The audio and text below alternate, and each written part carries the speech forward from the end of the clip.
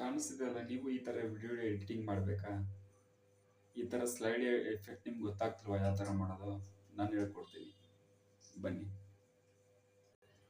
Okay, V N ಅಂತ application ಇದೆ. ಇದು ನಿಮ್ಮ ಹತ್ರ ಇಲ್ಲ ಅಂದರೆ ಇದು ಪ್ಲೇಸ್ಟೋರಲ್ಲಿ ಸಿಗುತ್ತೆ. ಇದನ್ನ ಡೌನ್ಲೋಡ್ ಮಾಡ್ಕೊಳ್ಳಿ. ಈ ಥರ ಇಂಟರ್ಫೇಸ್ ಬರುತ್ತೆ. ಇಲ್ಲಿ ಪ್ಲಸ್ ಐಕಾನ್ ಇದೆಲ್ಲ ಬ್ಲೂ ಕಲರ್ ಬಟನ್, ಅದನ್ನ ಕ್ಲಿಕ್ ಮಾಡ್ಕೊಳ್ಳಿ. ಅದಾದಮೇಲೆ ನ್ಯೂ ಪ್ರಾಜೆಕ್ಟ್ನ ಕ್ಲಿಕ್ ಮಾಡಿ.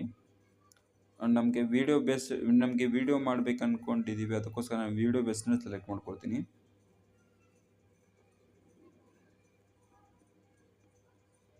ಓಕೆ, ನನಗೆ ಯಾವ ಫೋಟೋ ಬೇಕನ್ನ ನಾನು ಅದನ್ನ ಸೆಲೆಕ್ಟ್ ಮಾಡ್ಕೊಳ್ತೀನಿ. ಫಸ್ಟ್ ಎಡಿಟಿಂಗ್ ಮಾಡ್ಕೊಂಡಿರೋ ಫೋಟೋನ ಸೆಲೆಕ್ಟ್ ಮಾಡ್ಕೊಳ್ತೀನಿ. ಓಕೆ, ಈ ಥರ ಎಡಿಟಿಂಗ್ ಮಾಡೋದು ಇದು ನಾನು ಲೈಟ್ ರೂಮಲ್ಲಿ ಎಡಿಟಿಂಗ್ ಮಾಡಿರೋದು. ಇದನ್ನ ನೆಕ್ಸ್ಟ್ ವಿಡಿಯೋದಲ್ಲಿ ನಾನು ಹೇಳ್ಕೊಡ್ತೀನಿ ಯಾವ ಥರ ಮಾಡಬೇಕಂತ. ಓಕೆ, ಇದನ್ನ ನಾನು ಇದರ ಲೆಂತ್ ಸ್ವಲ್ಪ ಜಾಸ್ತಿ ಮಾಡ್ಕೊಳ್ತೀನಿ.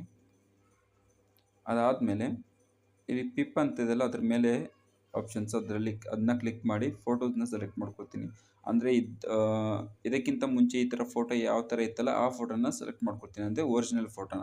ಇದನ್ನೇ ಈ ಥರ ಡ್ರ್ಯಾಗ್ ಮಾಡಿಕೊಂಡು ಸೆಟ್ ಮಾಡ್ಕೊಳ್ತೀನಿ ಕರೆಕ್ಟಾಗಿ. ಸೊ ಅದಾದಮೇಲೆ ನಾನು ಇಲ್ಲಿ ಕೀ ಫ್ರೇಮ್ ಅಂತ ಆಪ್ಷನ್ಸ್ ಕಾಣಿಸ್ತಿದೆಯಲ್ಲ, ಅದನ್ನ ಕ್ರಿಯೇಟ್ ಮಾಡ್ಕೊಳ್ತೀನಿ. ಇಲ್ಲಿ ಕೀ ಫ್ರೇಮ್ ಕ್ರಿಯೇಟ್ ಆಗಿದೆ ಇಲ್ಲಿ, ಓಕೆನಾ, ಫಸ್ಟ್ ಪಾಯಿಂಟಲ್ಲಿ. ಅದಾದಮೇಲೆ ನೀವು ಕೆಳಗಡೆ ಇಲ್ಲಿ ಆಪ್ಷನ್ಸ್ ಎಲ್ಲ ಸ್ಲೈಡ್ ಮಾಡ್ಕೊಂಡು ಹೋದರೆ ನಿಮಗೆ ಲಾಸ್ಟಲ್ಲಿ ಮಾಸ್ಕ್ ಅಂತ ಆಪ್ಷನ್ ಸಿಗುತ್ತೆ. ಅದನ್ನ ಕ್ಲಿಕ್ ಮಾಡಬೇಕು.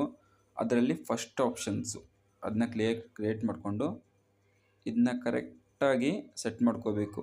ರೊಟೇಟ್ ಮಾಡಿಕೊಂಡು ಅದನ್ನ ಮಾಡಿಕೊಂಡು ಇದನ್ನ ಫಸ್ಟ್ ಪಾಯಿಂಟಲ್ಲಿ ಡ್ರ್ಯಾಗ್ ಮಾಡ್ಕೋಬೇಕು ಅದನ್ನ ಈ ಥರ.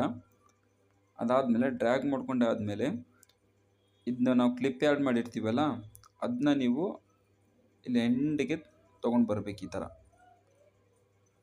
ಕರೆಕ್ಟಾಗಿ, ಓಕೆನಾ. ಅದಾದಮೇಲೆ ಮತ್ತೆ ಇದು ಮಿಡ್ ಪಾಯಿಂಟ್ ಇರುತ್ತಲ್ಲ, ಈ ಥರ ಡ್ರ್ಯಾಗ್ ಮಾಡಿಕೊಂಡು ಸ್ಲೈಡ್ ಮಾಡ್ಕೊಂಡು ಹೋಗಬೇಕು ಕರೆಕ್ಟಾಗಿ. ಇಲ್ಲೂ ಕೀ ಫ್ರೇಮ್ ನೀವು ನೋಡ್ತಿರ್ಬೋದು, ಇಲ್ಲಿ ಕೀ ಫ್ರೇಮ್ ಕ್ರಿಯೇಟ್ ಆಗಿದೆ, ಓಕೆನಾ. ಅದಾದಮೇಲೆ ರೈಟ್ ಮಾಡಿಕೊಡಿ. ಈಗ ನೀವು ನೋಡ್ಬೋದು ಯಾವ ಥರ ಕ್ರಿಯೇಟ್ ಆಗಿರುತ್ತೆ ಅಂಥದ್ದು.